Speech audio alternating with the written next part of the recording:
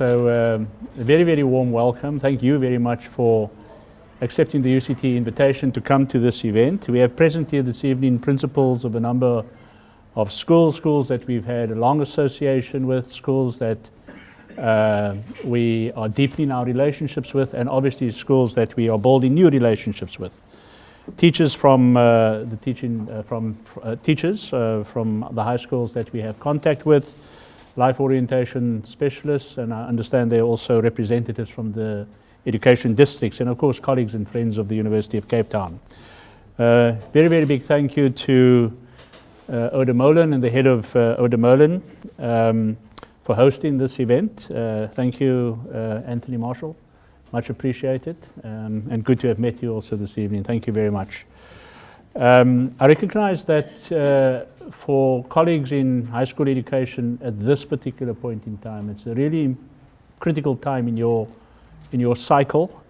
We're certainly aware that the fourth term just started a week ago, and in fact the matric exams are about a few days old, so this is a really important time for you. And so for those of you who are here, thank you very much for taking the time to come to this event. Present from the University of Cape Town this evening, we have our Vice-Chancellor, Professor Mamokgethi Phakeng, to my left, and I'll say a little bit more about her in a short while. Colleagues from our Student Admissions Office, colleagues from our Communication and Marketing Department, and we also have a colleague from the Office of the Vice-Chancellor, Tanda Tsotsobi is the VC's advisor, and Carl Herman is the Director of Student Admissions. I want to underscore the fact that the opportunity to meet with you is certainly very, very valued by all of us. We recognize you as teachers, as members of the high school community, as principals, as representatives from the education department, as really important and key stakeholders for the University of Cape Town, and we prize highly the opportunity to continue to work with you as we make our collective contribution through what you do and through what we do towards building our South African society, because that ultimately is what this is about. This is about South Africa, this is about where we're at, and this is about where we're going, and it is about the young people in your classrooms in their final year of their schooling, and the young people who then come to a place like the University of Cape Town. We certainly want to deepen our relationships with you. We want to expand those relationships more widely as we seek as an institution to carry out what effectively is our mandate as a public university. So in essence, the purpose of this evening is to do exactly that, to continue to build relationships with you, to meet you, to engage with you, to also have the opportunity to introduce the Vice-Chancellor of the University of Cape Town to you, to have an opportunity for you to engage with her, and to have an opportunity to hear directly from her what some of her observations are, and certainly what her vision is for the University of Cape Town over the next coming years. I do want to make this point that, you know, since the end of World War I used to be a history teacher, by the way, so many years ago. So since the end of World War I in 1918, UCT has had 9 Vice-Chancellors. And as of the 1st of July 2018, Professor Phakeng was appointed as the 10th Vice-Chancellor of UCT. So she is here, she's going to address us, but before we do that, we actually want to show you a very short clip about UCT. It's not going to take long. It's a 3-minute clip, I understand.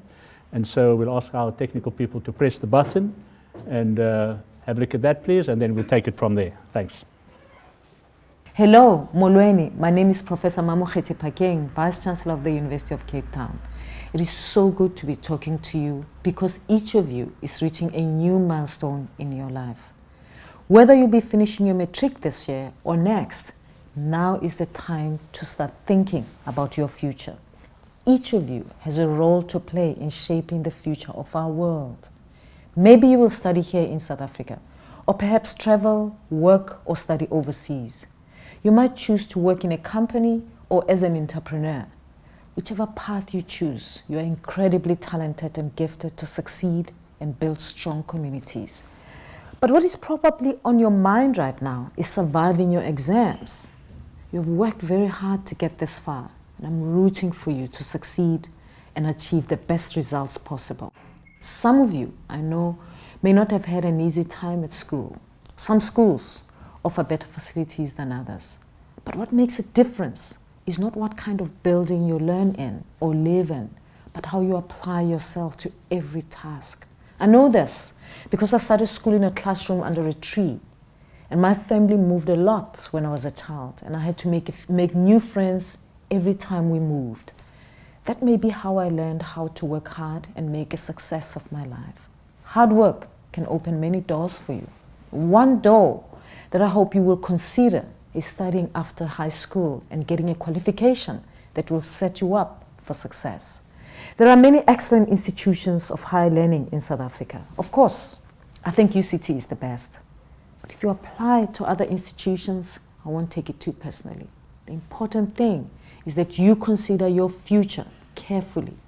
You may not know yet what kind of career you want, or even what kind of careers are available. And that's okay. Often students will start one program of study and then switch to another later on. Universities have open days and career service departments that can help you. Don't be afraid to ask questions to help you make informed decisions. It is your life that you're planning. At UCT, we place a strong emphasis on academic excellence. And so we want you, the best and brightest, to come and study with us. We want to take your enthusiasm and ambition and work with you to ensure you become the best in your chosen field. You can find out more about our entrance requirements by following the link below. We work hard to ensure that we attract the best academically eligible students regardless of financial background. The various bursaries, scholarships, and financial aid packages available mean that funding your studies should be the least of your worries if you're coming to study at UCT. Thank you to all of you, parents, guardians, teachers, and principals, for the years of hard work and dedication you have applied to help our learners get this far. The strong foundation you have built in their lives helps to ensure their success as adults. And to you, our matriculants, good luck for your exams. Your hard work will be rewarded, and I expect you to achieve great things. All the best, okuhle kodwa, sterkte and totsiens. So, by way of introduction, the Vice-Chancellor, Phakeng, is a former Deputy Vice-Chancellor at the University of Cape Town, and prior to that served as the Vice Principal for Research and Innovation at the University of South Africa, and at the same institution before that as an Executive Dean. She has a PhD in Mathematics Education. She is a rated scientist by the National Research Foundation, with over 60 research papers and five edited volumes that have been published. To date, she's delivered over 40 keynote addresses around the world, and is the recipient of numerous awards for research and community work, including the Order of Baobab, conferred by the President of the country in 2016. She's a member of the Academy of Science of South Africa, a board member of the Oprah Winfrey Leadership Academy for Girls. She's a board member of the CSIR and was appointed by the Deputy President at the time, Cyril Ramaphosa, to chair the Human Resource Development Council Standing Committee on Mathematics and Science Education. She's a past president of the Convocation of the University of the Witwatersrand, in fact, the first woman to hold that role, and also the founder of the Adopt a Learner Foundation, which is a non-profit organization started in 2004 to provide financial and educational support to students from rural and township areas to help them acquire higher education qualifications. So I invite the Vice-Chancellor of UCT, Phakeng, to address us. Thank you. Good evening, and thank you so much for joining us here this evening. It's a great pleasure for me to meet you. Schools are important for us as a country, but for us as a university, the relationship with high schools is even more important. In fact, As a university, we should come to you much earlier than this time. We should keep in contact with you throughout the year, not only at a time when the year is ending. But of course, as you know, today is day number 107 for me in office. I only started on the 1st of July. But I'm hoping that this engagement that we're having today becomes one of the many engagements that we have during my term of office. Because as a university, we don't exist on our own. We don't just take students. They come from elsewhere. They exist in a community. And we as a university are also part of a community. And we want the community to be part of us. We want to have the connection with the schools so that when your students are thinking about where to go, even whilst they're at grade 9 or grade 10, you know where to send them to ask their questions. They can come and ask us at UCT.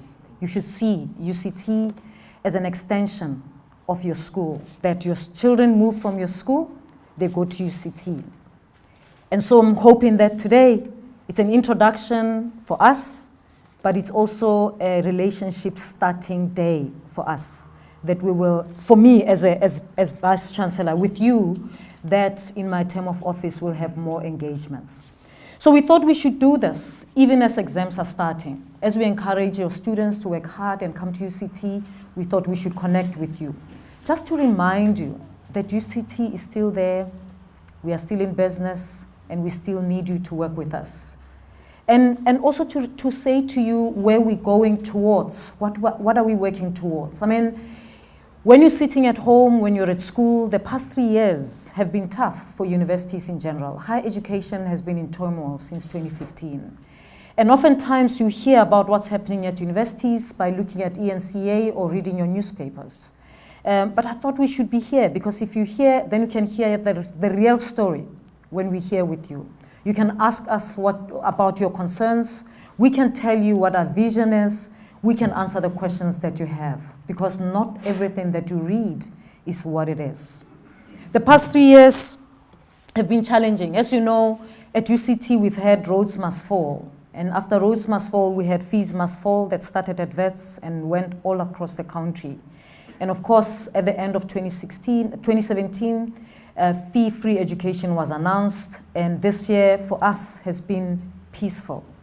And we are grateful for that. And I know sometimes when we have student struggles at universities happening, all of us get nervous and we think everything is falling apart. But sometimes it's a wake-up call for us as a society. It's a wake-up call for us to look at things that we haven't been paying attention to. And I think Roads Must Fall and Fees Must Fall was a wake-up call in that way for us. I'm not talking about how it unfolded. I'm not talking about how students pushed their struggle. I'm talking about the questions that they asked. I'm talking about the challenges that they posed to us as the higher education community. They are important questions. There are questions about transformation of higher education. There are questions about transformation of the curriculum. They were saying to us, well, it's more than 20 years of our democracy, but why are things still the same? Why is it that we still feel alienated? Why is it that we still feel that as if we have to assimilate and become something that we are not? Why is it that we don't see ourselves in the curriculum and in the people who are teaching us? They were challenging us to respond to those questions. Tough as those challenges were, they were important, because all of us took a pause and looked at what is it that we're teaching, how we're teaching it, and asked ourselves why. We had to look around at the artwork that's adorning our walls, the statues in our campuses, and we had to ask ourselves, who do they represent and why? We had to do that. We had to ask ourselves. We have transformed, we have brought in more people from designated groups onto our campus. We've got more black students on campus, we've got more staff members on campus, but why is it that the institutional culture is still felt by our students in the way that it is? It forced us to do that. And it's uncomfortable to be forced to think through those things, to be forced to reflect on what that means for learners from different socio-economic backgrounds, for whom, even when they're South Africans, when they walk into UCT, some of them felt like they've just walked into a city in the UK. It didn't feel like South Africa for them because they've never been outside their own borders of their own townships. We had to ask ourselves difficult questions, and those questions were important. So I want you to know, as principals sitting there far away from the university, that these occurrences, we value them. We don't think activism should be thrown out completely out of universities. We think it should not trample all over people's rights, but we believe that activism is important because it's very easy for us to be too comfortable and not to ask or to consider difficult questions. We challenge our students to, when they push their struggle, to consider other people's rights. But we don't want to beat them up to silence or to be docile, because we know that that will not be good for our society. We know that activism actually brings us good things. If there's no activism, we might as well forget about social justice. And so we want it to thrive in our university. So in looking forward to our future with the new leadership, and with this recent past, we had to ask ourselves, we've got this present that we're battling with, so many challenges that we have to face, that we have to deal with. A past which some of us celebrate, a past some of which we are not proud of. What should our future look like? We asked ourselves, what should our future look like? And in considering our future, we thought we should start by thinking about why we exist as a university. Why in the first place are universities there? We're not there. Of course, activism is important, but we're not there to develop activists. But we're there to develop a resource that our society needs. And we do that through the academic project. The academic project that we deliver through our research, but also through our curriculum, our teaching and learning. All of us at the university, from different backgrounds, different ideological beliefs and religious beliefs, we come together in a university for the academic project. And so we thought, let's revive what we exist for, which is the academic project. And the beauty of the university is that it's a space for ideas, because it's a place where the core business is academic. It's a place for ideas. So it's a place where every idea should be able to exist, to thrive and grow. No one can be silenced. We don't have to agree. We're different from a church. We're different from a political party. If you belong to a political party, there's a political ideology that you have to believe in. If you don't believe in it, you can be taken into disciplinary and perhaps even chased out. If it's a church, you have to believe in a particular doctrine. If you don't believe in it, you can be excommunicated. In a university, different ideas can coexist. They should thrive. Ideas sharpen one another. And so we thought we should reclaim the university as a place of ideas, a place where ideas grow. Ideas are encouraged and ideas sharpen one another. They are not silenced, but they're allowed to exist. And so one of the conversations that I've been having with our students is precisely that. I was addressing the student parliament last night, and I said to them, they should know that it will be a sad day if in our university some voices are silenced, because it will mean those voices that are not silenced are losing from the benefits of hearing other stories of the voices that are silenced. And I said to them, they should know that what they have at a university is something that they will probably not have in many years to come, because there aren't many places where you have the diversity that we have of ideas, of people, of thinking, of ways of being, as we have at a university. And so I want you to know, as principals, that when you send your children out to UCT, you're sending them to a place of ideas, a place where we win arguments through ideas. And that's what we encourage our students to do. Ideas are key. They build the academic project through their ideas, and they will benefit from it. We as a university have a good name because of the people who are at the university. and because of their ideas. If the people were not there, the ideas would not be there, the scholarship wouldn't be there, the quality teaching and learning wouldn't be there. So it is because of the ideas that we allow space for that our university is what it is, and we continue to show up in the world as we do. So our vision as a university is to be an engaged, an inclusive, and engaged research-intensive African university. And we've asked ourselves, if we want to be engaged, what does it mean to be engaged? To be engaged doesn't mean that we sit in a university and we just engage with ourselves. We engage with the world around us because we understand that as a university, what we do will impact on a society around us. Not only through the graduates we produce, but through the knowledge that we produce, but also through the social responsiveness work that we do.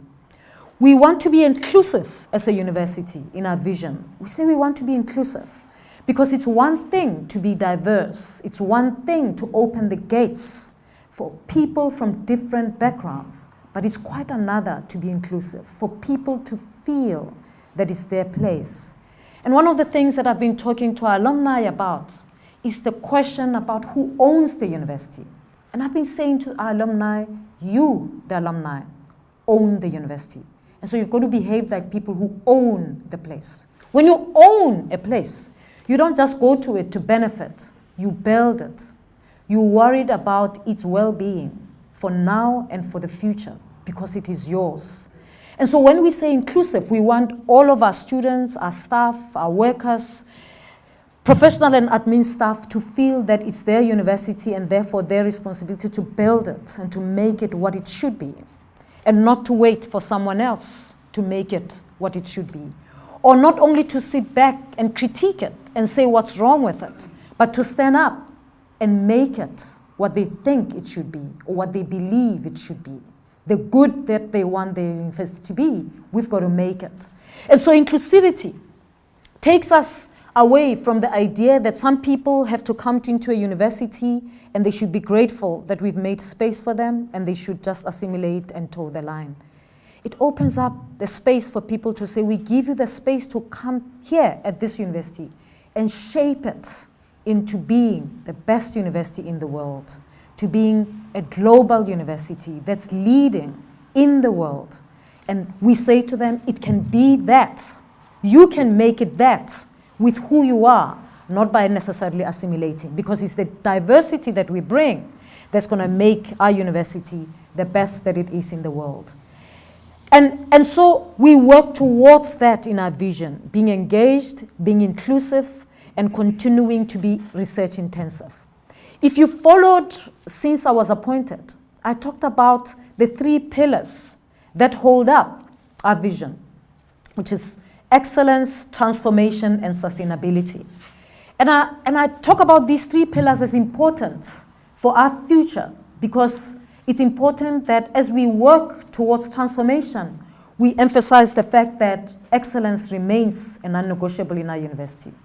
We prize excellence as important.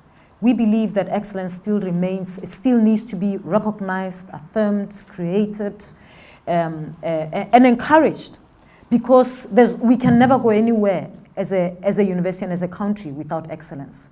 But as we do that, we also have been reflecting on excellence, on the complexity of excellence, and saying as we drive excellence, as we improve it, we've got to critique how it has evolved in our country, in particular in the context of apartheid, that it has tended to produce excellence looking in a particular way, as if to suggest that excellence cannot look in other ways. So when I say to students, oftentimes, if you use any criteria to call up excellence, it shows up as white and male. And it gives an impression that other people cannot be excellent. But that's not the case. It shows up that way because it was enabled to happen that way. And so as a university, our challenge is, how do we strengthen the excellence that we have? And how do we create possibilities and enable excellence to also show up for people from designated groups? We can only do that if we recognize that people come into a university not from the same background. They don't have the same starting point. Some come in with privilege, and so what do we do with those who come without it?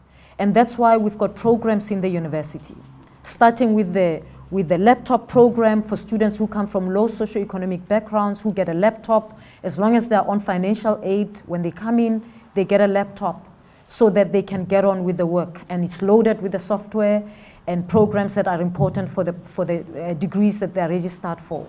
That's why we've got academic development programs that are meant to support students who, even though they've achieved the results that have enabled them to get into UCT, they haven't necessarily acquired the cultural and social capital that allows them to succeed in a university such as UCT. We want them to be able to get to a point where they're able to compete and thrive in an environment such as UCT. And for us, that's looking at excellence and saying it doesn't happen on its own. We create an enabling environment for it. But also saying, when we look at our excellence and looking at its complexity, we've been saying, well, we've been an excellent university. If you think about it, we've been showing up since university rankings emerged. We've been showing up pretty well as a university. And we've had to say, but if we've been showing up so well, being the best university in the continent, why is it that 2015 hit us in the way that it did? And so we came to a conclusion that it's because we pursued excellence and left transformation at the back. And so we've agreed that excellence without transformation is not sustainable. If we only pursue excellence and we position it without putting it together with transformation, then our excellence will always be challenged. And so we've agreed as the leadership of the university that we're going to drive excellence and transformation as two things that work together. In fact, to an extent that we say we will never have excellence if it doesn't have transformation, because our excellence will always be challenged, we will always be in conflict, it will be rubbished, and it will be thrown out. If we want to continue pursuing excellence, we've got to drive transformation as well. Transformation in such a way that it's a transformation that enables excellence to thrive. The kind of transformation that doesn't just focus on employment equity, that is just counting the number of black people in the room or the number of black students on campus, but a transformation that focuses on equity of participation and equity of success, that it goes beyond just equity of access, that access is important, but is not sufficient for transformation. We've done access in the past 10 years. There are more black students now at UCT than there were 10 years ago. There's more black staff members at UCT than there were 10 years ago right now. But we had 2015, and that's because we're lagging behind in transformation that drives equity of participation and equity of success. And so we've committed ourselves to transformation with integrity. Transformation that says excellence is important. We're not just interested in people's race, we're interested in their excellence, because people from designated groups also have excellence. They bring value to our space and they make us stand out as a university. And so as we're working towards being an inclusive and engaged research-intensive African university, we do so driving excellence and transformation so that we build a sustainable future for our university and our country. We think that's important for our students to go through, because as UCT, we're not just training students to get out with degrees and exist. We want them to go out and lead anywhere in the world and be able to hold their own, irrespective of where they are in the world. I said to students last night, and you know how students are, they say, well, we don't want to go paperless, we don't want to go online, we are deprived. And I said to them, here's a tip. You should push us as a university. Actually, I want to have a toy of students saying the university is lagging behind. We want to go paperless. We want to go online. And I said to them, here's the reason why you should do that. Because when you complete here and you go out there, you're going to compete with graduates from ETH Zurich. I said to them, forget about TUT. You're going to compete with students from anywhere in the world, whether it's Princeton or ETH Zurich or UMass, anywhere in the world, you're going to compete with them. Where you come from becomes irrelevant. You've spent time at university, you show your degree, there's expectations that there's no difference between your BSc degree coming from UCT to the one that comes from ETH Zurich.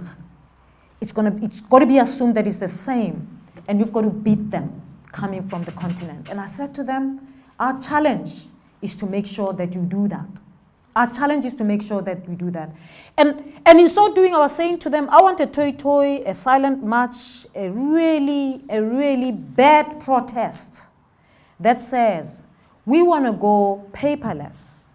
We want a tech-driven future introduced to us. You are wasting our time. That's the toy I want, I said to the student parliament. Safe to say, none of them booed, so maybe they got me. Maybe they got me. But that's for us as UCT, that's what we're working towards. We want our students to look in that way, not to lock themselves here only. We want them to contribute here, but we want them to be competitive worldwide, globally. And so, as you talk to your students here, if they ever ask you what UCT is about, that's what we are about. And I know that it's possible. I know that it's possible, that you can come out of under a tree primary school and hold your own in the world. And I want to tell all the students in your schools that. And that's what we'll be working with them at UCT to become. I'm happy to take questions if you have any. I used to be a teacher. In fact, my very first principal is over here. I come from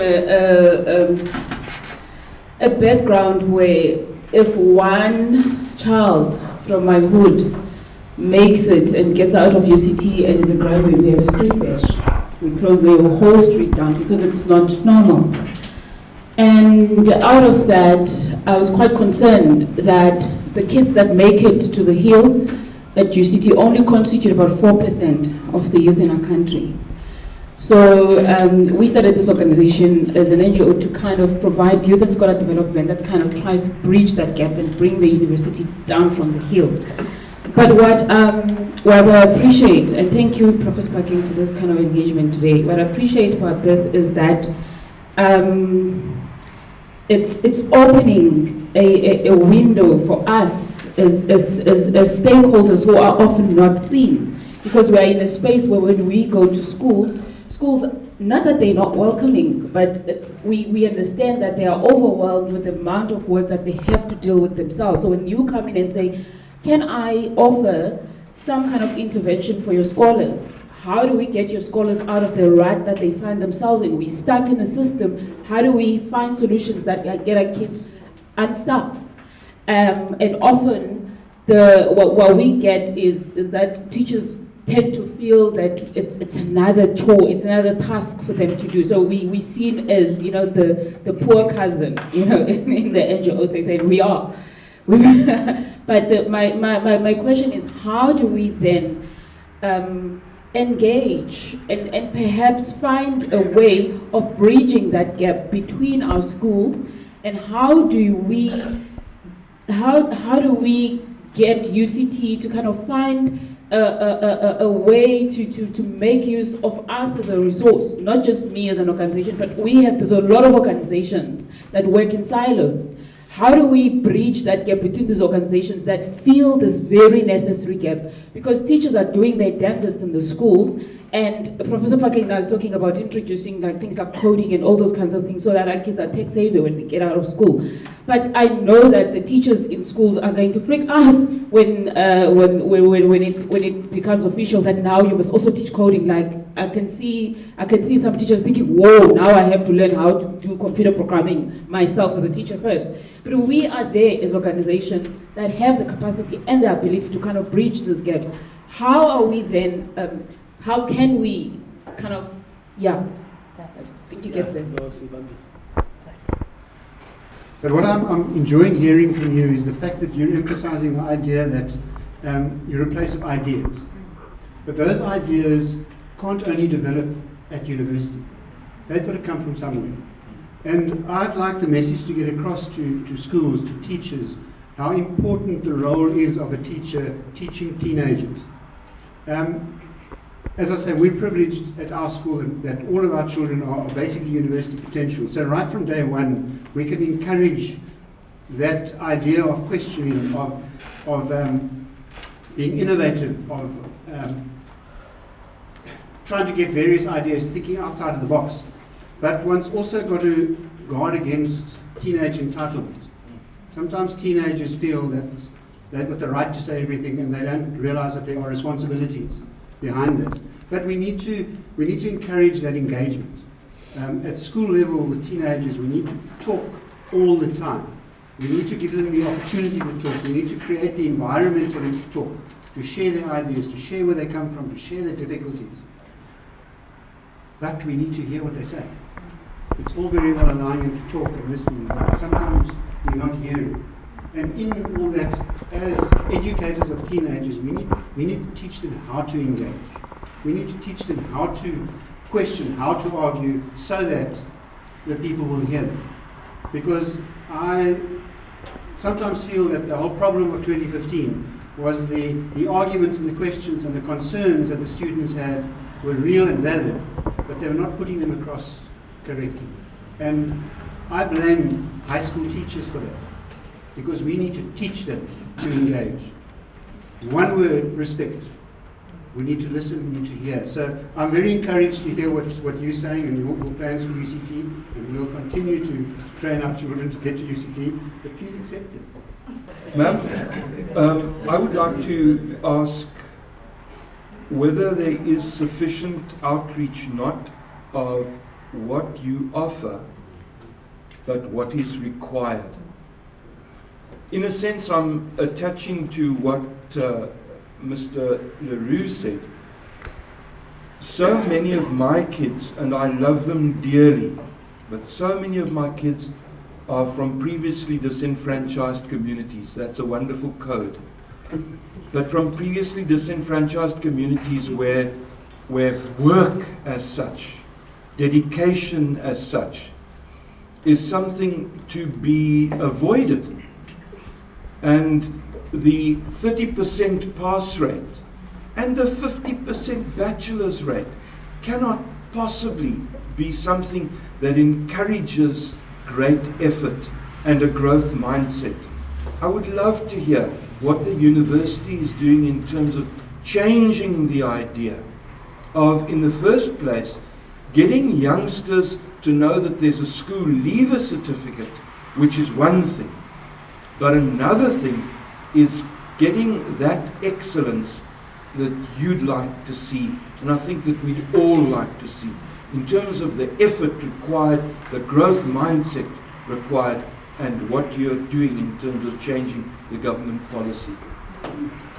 I guess from the mathematics background, I can say to you what we've been working on, our biggest concern. I mean, there's multiplicity of problems that you can solve, whether it's the crowded CAPS curriculum, whether it's the learners or teachers and so on. And the standing committee that the Vice President set up, what we decided to start with was to start with pre-service teacher education, because we thought there isn't a uniform way in which teachers are trained, mathematics teachers are trained across the system. In fact, we, as a country, we don't have a sense of what quality you get when a teacher graduates.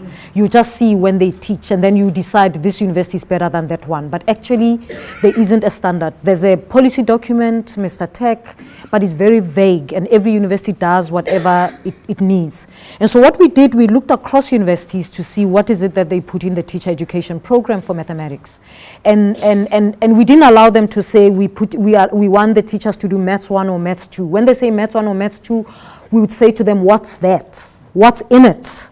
And it occurred that in some of them, what they were calling Maths 1 maths was not even university maths, right? So you can call it whatever. So what we decided to do is to develop standards that we can then, DHEAD can develop into policy. Then we can have a standard in terms of what mathematics, what depth, depth, how deep and how wide should it be, so that at least when a teacher completes, we have a sense of the minimum that they get out of it. Some universities will do more, but at least nobody should do less.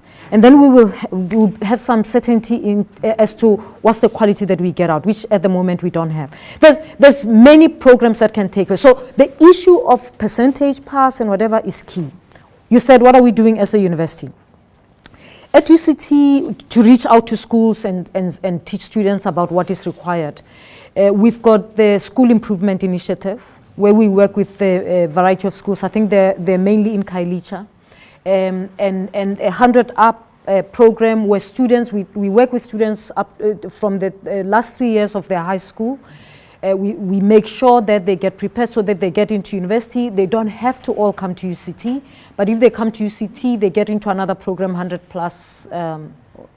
Up Plus, so that they get support so that they can complete their degrees. But we've got the school development unit does a lot of things as well with a variety of schools across Cape Town. As a university, it's not possible to cover all the schools, but that's why it's important to have relationships with schools, okay? Because when you have relationships with schools, then there's things that you can do with particular schools.